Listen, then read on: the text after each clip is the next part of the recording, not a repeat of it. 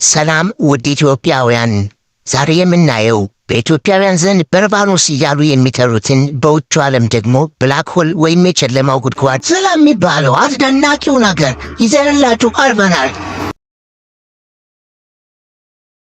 ቪዲዮውን ላይክ እያደረጋችሁ ለቻናላችን አዲስ ከሆናችሁም ሰብስክራይብ እያደረጋችሁ እስከ ቪዲዮ ፍጻሜ ድረስ አብራችሁን ቆዩ። በስነ ፈለክ ምርምር በእጅጉ ከሚያስደንቁት ነገሮች ውስጥ የጨለማው ጉድጓድ ወይም ብላክ ሆል ተፈጥሮ ነው። በሳይንሱ ጥናት የጨለማው ጉድጓድ ማለት እጅግ ከፍተኛ የስበት ኃይል ያለው አካል ሆኖ በዚህ ግዙፍ ስበት የተነሳም ብርሃን እንኳን ወደ ውጭ የማይወጣበት ማለት ነው። በጣም ብዙ ኩስ አካል እጅግ ጥቂት በሆነ ቦታ ላይ ስለሚገኝ የትየለሌ የሆነ ስበት ሊፈጥር ይችላል። ኩስ አካሉና ፍጋቱ ግዙፍ ሲሆን ብርሃን ከአካሉ ላይ አይወጣም የሚለውን ሐሳብ ብዙ ሳይንቲስቶች በተለያየ መንገድ ሲገልጹት ኖረዋል። ጠንካራ የሆነ የስበት ኃይል ያላቸው አካላት ብርሃንን ይዘው ማስቀረት ይችላሉ የሚለው ሐሳብ በ1783 ዓመተ ምህረት ላይ በጆን ሚሼል እንዲሁም በ1796 ዓመተ ምህረት ላይ በፕሬሲሞን ላፕሌስ ተነስቶ ነበር። እንደ ሁለቱ ሐሳብ ከሆነ ብርሃንን የሚያስቀር አካል ጥቁር ኮከብ ወይም ዳርክ ስታር የሚል ስያሜ ተሰጥቶታል። ከኋላ ላይ ግን በ1967 ዓመተ ምህረት ጆን ዊለር የሚባል አሜሪካዊ ቴዎሬቲካል ፊዚስት የጨለማ ጉድጓድ ወይም ብላክ ሆል የሚለውን ስያሜ ሰጥቶታል። ሁለቱ ከላይ የተጠቀሱ ሳይንቲስቶች የጨለማ ጉድጓድን ሐሳብ ቢያነሱም ዘመናዊው የጨለማ ጉድጓድ ጽንሰ ሐሳብን አረጋግጦ ለመጀመሪያ ጊዜ ያቀረበው ዝነኛው አልበርት አንስታይን በ1916 ዓመተ ምህረት ላይ ነው። አንስታይን ስበታቸው ግዙፍ የሆኑ አካላት ወይም የጨለማ ጉድጓዶች ብርሃን ከውስጣቸው አምልጦ እንደማይወጣ ያሳወቀው ጠቅላላ አንጻራዊነት ወይም ጄኔራል ሪሌቲቪቲ በሚለው ሳይንሳዊ ሐሳቡ ነው። የጨለማ ጉድጓዶች መጠናቸው የተለያየ ነው። መጠነ ኩሳቸውን መለያ አድርገን ብንወስድ 4 አይነት የጨለማ ጉድጓዶች አሉ። እነዚህም በጣም ትናንሽ የጨለማ ጉድጓዶች ማይክሮ ብላክ ሆልስ፣ የከዋክብት ጨለማ ጉድጓዶች ስቴላር ብላክ ሆልስ እና መካከለኛ የጨለማ ጉድጓዶች ኢንተርሚዲየት ብላክ ሆልስ እና የመጨረሻው ግዙፍ የጨለማ ጉድጓዶች ሱፐርማሲቭ ብላክ ሆልስ ይባላሉ። በእርግጥ ብዙ ሳይንቲስቶች መካከለኛ የሚባል ጨለማ ጉድጓድ የለም በማለት ይከራከራሉ። ማይክሮ የጨለማ ጉድጓዶችን ያስተዋወቀው የዓለማችን ታዋቂ ቴዎሬቲካ ኮዝሞሎጂስት የነበረው ስቲፈን ሃውኪንግ በ1971 ዓመተ ምህረት ላይ ነው። ማይክሮ የጨለማ ጉድጓዶች ይዞታቸው እስከ አቶም መጠን ድረስ ያነሰ ሊሆን ቢችልም መጠነ ኩሳቸውን ግን የፀሐይን ያክል ሊሆን ይችላል። እነዚህ የጨለማ ጉድጓዶች ሁለንታ ወይም ዩኒቨርስ ከተፈጠረ ጊዜ ጀምሮ የነበሩ ናቸው ሲል ሳይንስ ይናገራል። ሁለንታ ሲፈጠር ኢንፍሌሽን በተባለ እጅግ ፈጣን የህዋ መስፋፋት ወይም ኤክስፓንሽን ምክንያት የተወሰነ ኩስ አካል ተፋፍጎና የፍጋቱን መጠን ጨምሮ ማይክሮ የጨለማ ጉድጓዶችን ፈጥሯል ሲል የስነ ፈለኩ ምርምር ያሳያል። ሁለተኛው የጨለማ ጉድጓድ አይነት የከዋክብት ስቴለር ጨለማ ጉድጓድ የሚባለው ነው። የጨለማ ጉድጓድ የሃይድሮጅን ነዳጃቸውን ጨርሰው ከሞቱ ከዋክብት የሚፈጠር ሲሆን ከዋክብት ዕድሜያቸው ሲያልቅ ይፈነዱና ፍጻሜያቸው ይሆናል። ይህ የከዋክብት ፍንዳታ ሱፐር ኖቫ ይባላል።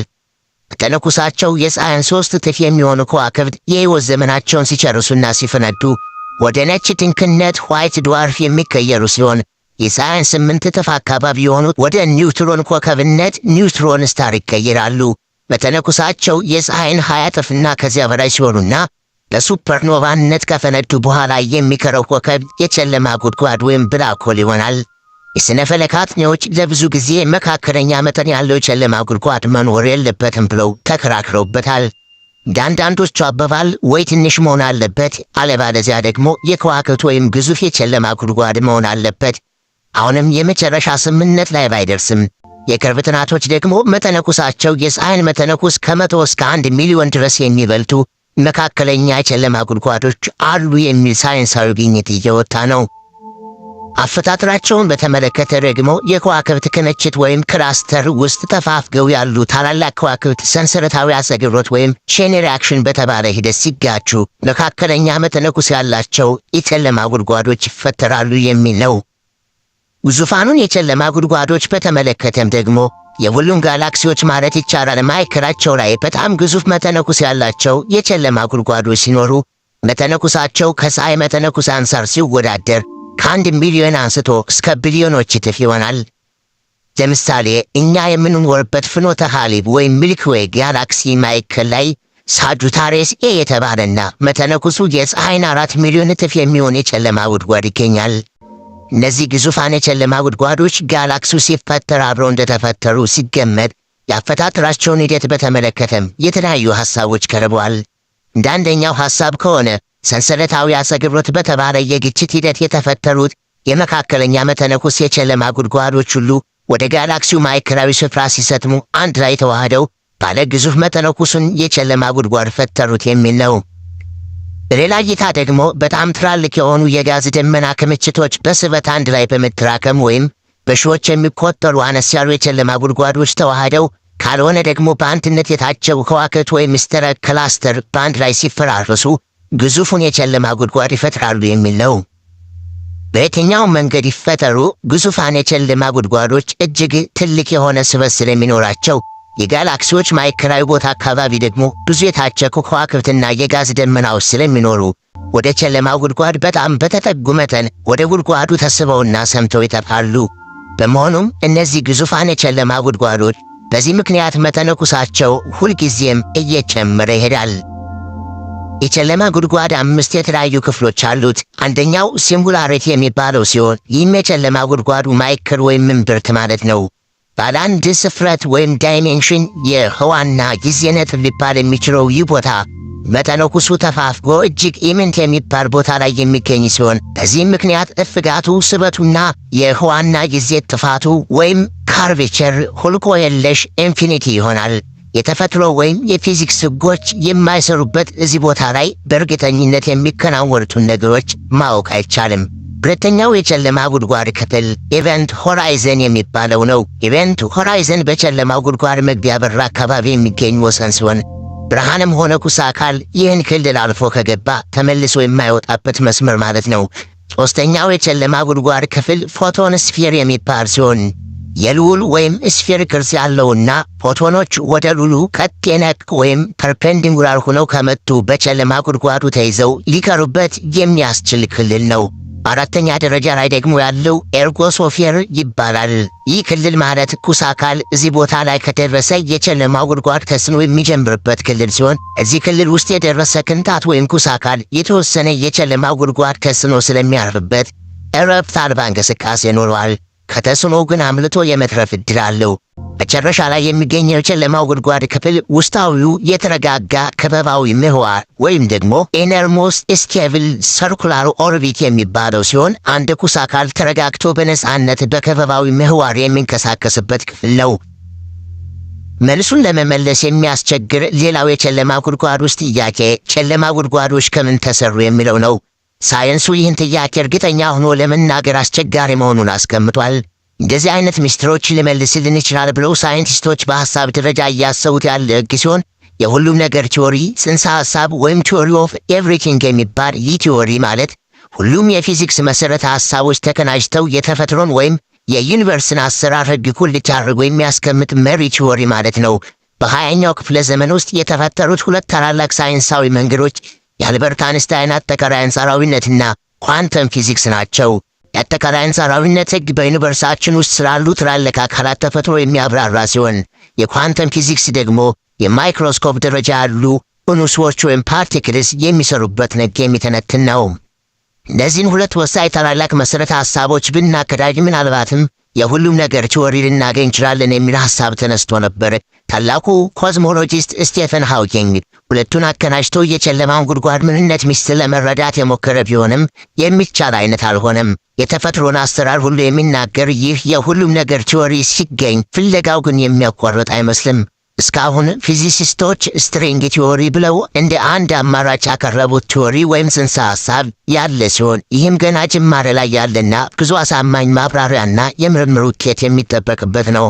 የጨለማ ጉድጓድን በተመለከተ ብዙ ሰዎች ከሚጠይቁት ወሳኝ ጥያቄዎች ውስጥ አንዱ ደግሞ አንድ ሰው ወደ ጨለማ ጉድጓዱ ለመግባት ቢሞክር ወይም ቢገባ ምን ያጋጥመዋል የሚል ነው። አንዳንዶች ወደ ገሃነም ወይም ሲኦል በር እንደ መግባት ነው ብለው ይገልጹታል።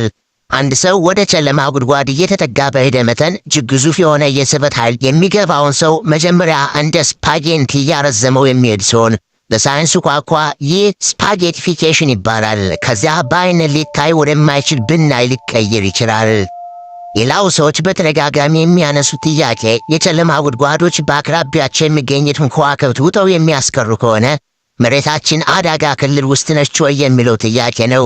ይህንን ለመመለስ ደግሞ በአቅራቢያችን ያሉትን የጨለማ ጉድጓዶች ርቀት ማወቅ ያስፈልጋል። ለእኛ ቅርብ የሆነው የመጀመሪያው የጨለማ ጉድጓድ V616 ሞን የሚባል ሲሆን ሞኖቬሮስ በሚባል የብረ ኮከብ ወይም ኮንስታሌሽን ውስጥ የሚገኝና በ3000 የብርሃን ዓመት ርቀት ላይ ያለ ነው።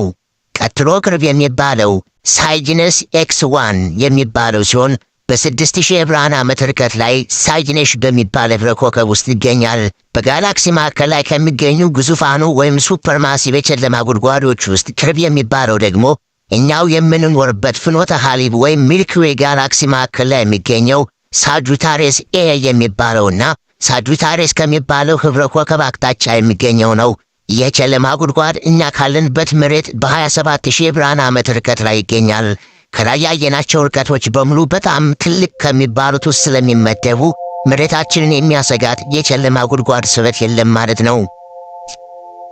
ሌላው እንግዳ የሆነው የጨለማ ጉድጓድ ባህሪ ጊዜንና ቦታን የማዛባት ሁኔታው ነው። እንደ አልበርት አንስታይን ጠቅላላ አንጻራዊነት ህግ ከሆነ የቁስ አካላት የእንቅስቃሴ ፍጥነት ጊዜ ላይ ተጽዕኖ ማሳደር ይችላል። አንድ ቁስ አካል በብርሃን ፍጥነት የሚጓዝ ከሆነ ጊዜ ቀስ ብሎ ይቆጥራል። ቁስ አካላት ደግሞ በጨለማ ጉድጓድ ውስጥ በብርሃን ፍጥነት ይጓዛሉ። በመሆኑም ወደ ጨለማው ጉድጓድ እየተጠጋን በሄድን ቁጥር ጊዜ ቀስ እያለ መቁጠር ይጀምራል። የማለት ጨለማ ጉድጓድ ውስጥ ስላለ ሰው ከጨለማው ጉድጓድ ውጭ ያለ እንቅስቃሴ ሁሉ ጊዜ በፍጥነት ይሄዳል። የማለት ደግሞ ጥቁር ጉድጓድ ውስጥ ሆኖ ከጉድጓዱ ውጭ ላለ ክስተት ጊዜ ወደፊት ስለሚሄድ የወደፊቱን ነገር ጉድጓዱ ውስጥ ከሆኑ አስቀድሞ ማወቅ ይቻላል እንደማለት ነው። በጨለማ ጉድጓድ ውስጥ ጥቂት ሰኮንዶች ማለት ከጉድጓዱ ዓለም ውጭ ሺህ ዓመታት ሊሆኑ ይችላሉ።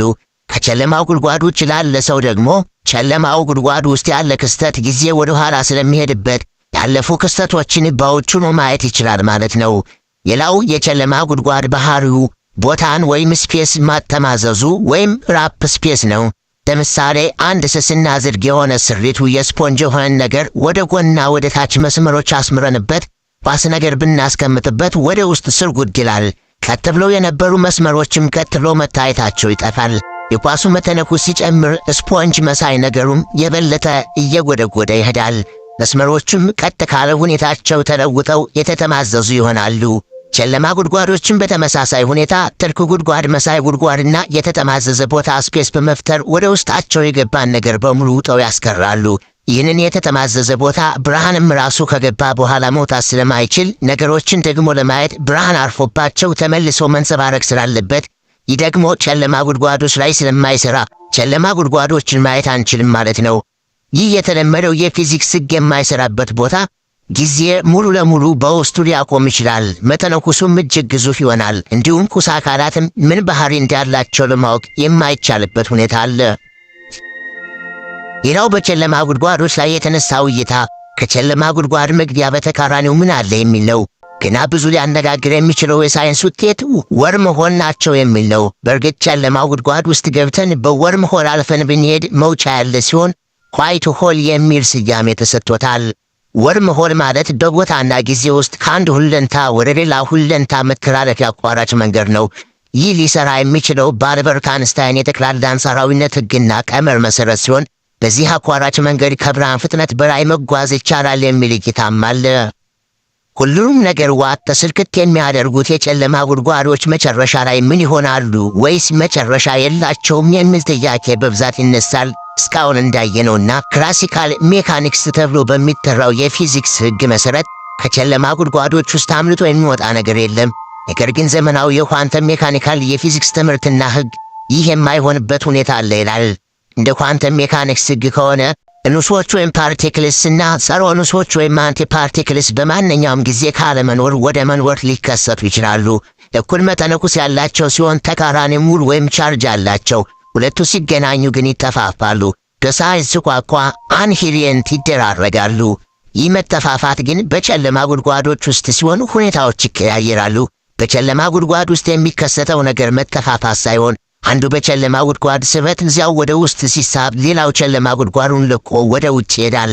የክፍለ ዘመናችን ታላቁ ሳይንቲስት ኮዝሞሎጂስት የነበረው እንግሊዛዊ ስቴፈን ሃውኪንግ የጨለማ ጉድጓዶች ምንም ነገር ከውስጣቸው አያስወጡም የሚለውን እምነት በመሻር በ1974 ዓ.ም ላይ ባደረገው ጥናት የጨለማ ጉድጓዶች ከላይ በተጠቀሰው የኳንተም መሠረተ ሐሳብ መሠረት ከውስጣቸው የሚለቁት ጨረራ ወይም ራዲዬሽን መኖሩን አሳውቋል። በዚህም መሠረት በራሱ ስም ሃውኪንግ ራዲዬሽን ተብሎ ተሰይሟል። ይህ ሁሉ በኳንተም ሕግ መሠረት የሚገለጽ ሲሆን ውጤቱም የጨለማ ጉድጓዶች መተነኩሳቸው ወይም በጨረራ ራዲዬሽን መልክ ከውስጣቸው ወደ ህዋ በመልቀቅ መተነኩሱ ሲያልቅ የእነሱም የሕይወት ፍጻሜ ይሆናል ማለት ነው። እርግጥ ይህ በቀላሉ በሚገመት የጊዜ ሂደት ውስጥ የሚከናወን አይደለም። ስለዚህ ምን ያህል ጊዜ ይፈጃል ቢባል እንደ ጨለማ ጉድጓዶቹ መተነኩስ የተለያየ ነው። አጠቃላይ የሆነው ሕግ እንደሚለው ግን ከሃውኪንግ ጨረራ የሚቀንሰው መተነኩስ እንደ ጨለማ ጉድጓድ መተነኩስ በተለያየ የጊዜ ፍጥነት ውስጥ ይከናወናል። አነስተኛ መተነኩስ ያላቸው የጨለማ ጉድጓዶች መተነኩሳቸውን አነስተኛ በሆነ ጊዜ በፍጥነት አውጥተው ይጨርሳሉ። ለምሳሌ የፀሐይን የሚያክል መተነኩስ ያላቸው የጨለማ ጉድጓዶች ሙሉ ለሙሉ መተነኩሳቸውን አትነው ወይም አውጥተው ለመጨረስ 10⁻67 ዓመት ይፈጅባቸዋል። ትላልቅ የሚባሉት የጨለማ ጉድጓዶች ደግሞ 10⁻100 ዓመታትን ይወስድባቸዋል። እነዚህ ቁጥሮች በጣም ታላላቅ ቁጥሮች ናቸው። ይህም ማለት ደግሞ ሁሉም ከዋክብትና ፕላኔቶች ዕድሜያቸውን ጨርሰው ከሞቱ በኋላ የጨለማ ጉድጓዶች እጅግ ረጅም ለሆነ ጊዜ ብቻቸውን በሁለንታ ውስጥ ተንሰራፍተው ይቆዩና ቋሚ የሚባል የለምና ጊዜያቸው ሲደርስ እነሱም ይሰናበታሉ እንደማለት ነው። እስካሁን ባነሳናቸው ሐሳቦች እንዳየነው የጨለማ ጉድጓዶችን በቀጥታ ማየት አንችልም። ስለዚህ በተዘዋዋሪ መንገድ መኖራቸው ይረጋገጣል ማለት ነው። ይህም ሊሆን የሚችለው የጨለማ ጉድጓዶች በጣም ትልቅ ስበት ስላላቸው በዙሪያቸው በሚንቀሳቀስ ኮከብም ሆነ የጋዝ ክምችት ላይ ተጽዕኖ ያሳድራሉ። ስለዚህ የእነዚህን አካላት የተለያየ አይነት እንቅስቃሴ በማየት የጨለማ ጉድጓድ መኖሩን ማረጋገጥ ይቻላል። የጨለማ ጉድጓዶች በአቅራቢያቸው ካለ ጋዝና ደመና ክምችት አክሬሽን በተባለ ሂደት በመሳብ በዙሪያቸው የአክሬሽን ዲስክ ይፈጥራሉ። አንዳንድ ጊዜ ደግሞ የኮከብ ጨለማ ጉድጓዶች ጥንድ ሆነው ስለሚፈጠሩ የጨለማ ጉድጓዱ ከሁለተኛው ኮከብ ላይ ጋዞችን በመሳብ ወደ ራሱ ይወስዳል። ወደ ጨለማ ጉድጓዱ ወይም ዲስኩ የሚጓዙት እንውሶች እጅግ ከፍተኛ በሆነ ጥድፈት ወይም አክስሌሬሽን ስለሆነ በሚጋጩበት ጊዜ የራጅ ወይም ኤክስሬይ እና ጋማ ሬይ ጨረሮችን ያወጣሉ። እነዚህ ጨረሮች ደግሞ ከፍተኛ የሆነ ጉልበት ስላላቸው ጨለማ ጉድጓዱ እንኳን ባይታይም ጨረሮችን በማየት የጨለማ ጉድጓዱን መኖር እናረጋግጣለን ማለት ነው። ይህ ሁለተኛው ጨለማ ጉድጓዶች መኖራቸውን የምናውቅበት መንገድ ነው። የራጅና ጋማ ጨረሮች ደግሞ ከባቢ አየራችንን ጥሰው ስለማይመጡ ብዙዎቹ የጨለማ ጉድጓዶችን የሚያጠኑ ቴሌስኮፖች ህዋ ላይ መሆን ይጠበቅባቸዋል ማለት ነው። ብዛታቸውን በተመለከተ በእኛ ጋላክሲ ውስጥ ከ10 ሚሊዮን እስከ ቢሊዮን የሚጠጉ የኮከብ ወይም ስቴላር ጨለማ ጉድጓዶች እንዳሉ ይገመታል። ግዙፋኑን የጨለማ ጉድጓዶች በተመለከተ ደግሞ በሁለንታ ውስጥ እስከ 100 ቢሊዮን ድረስ የሚገመት ቁጥር የሚደርሱ እንደሆነ ተሰልቷል። ውለታቸውን በዚያው ለማስታወስ ያመች ዘንድ በጨለማ ጉድጓድ ጥናት ላይ አሻራቸውን ካሳረፉ ሳይንቲስቶች ውስጥ ዋና ዋናዎቹ አልበርት አንስታይን፣ ስቴፈን ሃውኪንግ፣ ካርል ሽዋርዝቺልድ፣ አርተር ኤዲንግተን፣ ጆን ሚሼል እና ሮበርት ኦፐንሃይመር የመሳሰሉት ይገኙበታል። በወርሃ ሚያዝያ 2019 ዓ.ም ላይ የጨለማ ጉድጓዶችን በተመለከተ በዓለም ላይ ያሉ መገናኛ ብዙሃን አንድ ዜና እየተከባበሉ አበሰሩ። በጨለማ ጉድጓድ ጥናት ታሪክ ለመጀመሪያ ጊዜ ሳይንቲስቶች የጨለማ ጉድጓድ ፎቶ አነሱ የሚል በተለይ ደግሞ ምስሉ እንደሚያሳየው ሆነ ኢቨንት ሆራይዘን ቁልጭ ብሎ የሚታይ ሲሆን ይህም ቀለበት መሳይ ነገር በጨለማው ጉድጓድ ዙሪያ ያሳያል። ቀለበቱ የሚያሳየው በጨለማ ጉድጓዱ ከፍተኛ ስበት የተነሳ ብርሃን ወደ ጉድጓዱ አቅጣጫ እየቀየረ መጓዙን ነው። እንደዚህ አይነት ምስል በአንድ ቴሌስኮፕ ማንሳት የማይታሰብ ነው። ለዚህም ነው ከአሪዞና፣ ስፔን፣ ሜክሲኮና ሌሎች ሀገሮችንም ጨምሮ ካሉ 8 ራዲዮ ቴሌስኮፖች በሰሩት ኔትወርክ በመታገዝ ምስሉ የተነሳው። የጨለማው ጉድጓድ ግዙፍ ሱፐርማሲቭ የሚባለው አይነት ሲሆን ሜሲየር 87 M87 ከተባለ ጋላክሲ መሃል ነው የተገኘው። ይህ ጋላክሲ ቪርጎ በሚባለው ህብረ ኮከብ ውስጥ የሚገኝ ሲሆን ከመሬት 55 ሚሊዮን የብርሃን ዓመት ይርቃል። መተነኩሱም የፀሐይን መተነኩስ 6.5 ቢሊዮን ያህል እንደሚበልጥ የምርምሩ ውጤት አሳይቷል። ከተመራማሪዎቹ አንዱ እንደገለጸው ልክ የሲኦልን በር እንደማየት አይነት ስሜት ነው ሲል በውጤቱ የተሰማውን ተናግሯል። ከዚሁ ከተነሳው ፎቶ ጋር በተያያዘ ከተገኙት አመርቂ ውጤቶች አንዱ የአልበርት አንስታይንን የአጠቃላይ አንጻራዊነት ሕግ የሚያረጋግጥ ሆኖ መገኘቱ ነው። ይህም የክፍለ ዘመኑ አንድ ትልቅ ስኬት ሆኖ ተቆጥሯል። ስለ ጨለማው ዓለም ብላክ ሆል የቀደምት ኢትዮጵያውያን ምልከታና የጥንታዊ ጽሑፎች አስረጅ ምን ይመስላል እንመለከተዋለን። ስለ ጨለማው ጉድጓድ ምስጢር ትንታኔ የቅርብ ሳይንስ ሆኖ ቢነገርም ጥንታዊያት ጽሑፎች ስለ ጨለማው ዓለም የተናገሩ ስላለ ይህን መጠናት ያለበት ትልቁም ነገር ነው። ከጥንታዊ ጽሑፎች ውስጥ የአዳም 7ኛ ትውልድ ሄኖክ ስለ ጨለማው ዓለም አስደናቂ ስፍራ ወነሱኒ እስከ ማየ ሕይወት ዘይትናገር ወስከ እሳት ዓረብ ዘውቱ ይሕዝ ኩሉ ወርበተ ፀሐይ ወመጻእኩ እስከ ፈለገ እሳት ዘውዝ እሳቱ ከመማይ ወይትካ ውስተ ባሕረ አበይ ዘመንገድ ዓረብ ወሪኩ ኩሎ አበይት አፍላገ ወስከ አበይ ጽልመት የሚናገር የሕይወት ውሃና የምዕራብ እሳት እስካለበት ድረስ ወሰዱኝ። ይኸውም የፀሐይን መግቢያ ሁሉ የሚይዝ ነው። እሳቱ እንደ ውሃ እስከሚፈስ እስከ እሳት ፈሳሽ ድረስ መጣሁ። በምዕራብ ወዳለው ወደ ታላቂቱን ባህር ይፈሳል። ታላላቅ ወንዞችንም ሁሉ አየሁ። እስከ ታላቁ ጨለማም ድረስ ሄድኩ በማለት ታላቅ የጨለማ ስፍራን እንዳየ ጽፏል። ይህ የጨለማ ስፍራ በቀደምት የኢትዮጵያ ተመራማሪዎች ዘንድ በርባኖስ ተብሎ ሲጠራ የግዕዝ ቋንቋ ሊቅ አለቃ ኪዳነ ወልድ ክፍሌ በመዝገበ ቃላታቸው ላይ በግዕዝ በርባኖስ ማለት ታላቅ ሰፊ ጉድጓድ፣ እመቀ ምድር፣ የምድር ጥልቅ፣ መሠረተ ምድር፣ የጥልቅ ጥልቅ፣ መጨረሻ እመቅ ጥልቅ ብለው ፈተውታል። ቀደምት ኢትዮጵያውያን ታላላቅ ግሩማን የጨለማ ስፍራዎች በተለያዩ ቦታዎች እንዳሉ ከአክሲማሮስና ከሌሎች ጥንታዊያት መጻሕፍት በመነሳት ይጽፉ ነበር። ይኸውም አንደኛው ከምድር በታች ያለና ሚሊዮኖች ፀሐይ ወደ ውስጡ ቢገቡ ማብራት የማይችል በብረት እንደማይወቀር ድንጋይ የጸና የጨለማ ዓለም ነው። በተጨማሪም ወደ ምራ ለክስረ ማይ ምስለ ክስረ እሳት ከማሁ ለክስረ እሳትን ምስለ ክስረ ንፋስ ወለ ክስረ ንፋስን ምስለ ክስረ በርባኖስ ወደ መሮ ወቀፈሮ ውሃተውን በማይተውን በከመውቱ አይመረ በማለት በርባኖስ ከተባለው የጨለማ ዓለም በላይ ከነፋስ ብሩብሩን ወደ ላይ ትቶ ጨለማውን ብርቱን ወደ ታች አውርዶ ከበርባኖስ በላይ በአየር አርቆ እንዳኖረ ይጠቅሳሉ። ሰማያት ሲፈጠሩ ከትኩሳቱ ለይቶ ትቶት ከነበረው እሳት ብሩብሩን ወደ ላይ ትቶ ጨለማውን ብርቱን እሳት አውርዶ ከነፋስ በላይ አኑሮ ውሃውን ከምድር በታች አውርዶ ከእሳት በላይ በአየር አርቆ የውሃውን ክስር ከእሳት የእሳቱን ክስር ከነፋስ የነፋስን ክስር ከበርባኖስ ክስር ጋር ባወቀ ማኅተም ከትሞ እንደተዋቸው ይጽፋሉ። ቀደምት ኢትዮጵያውያን የሥነ ፍጥረትን ነገር በተነተሩበት ትርጓሜ የሥነ ፍጥረት በሚባለው ጥንታዊ መጽሐፍ ላይ በርባኖስ የጨለማ መገኛ ስለመሆኑ እንዲህ ብለዋል።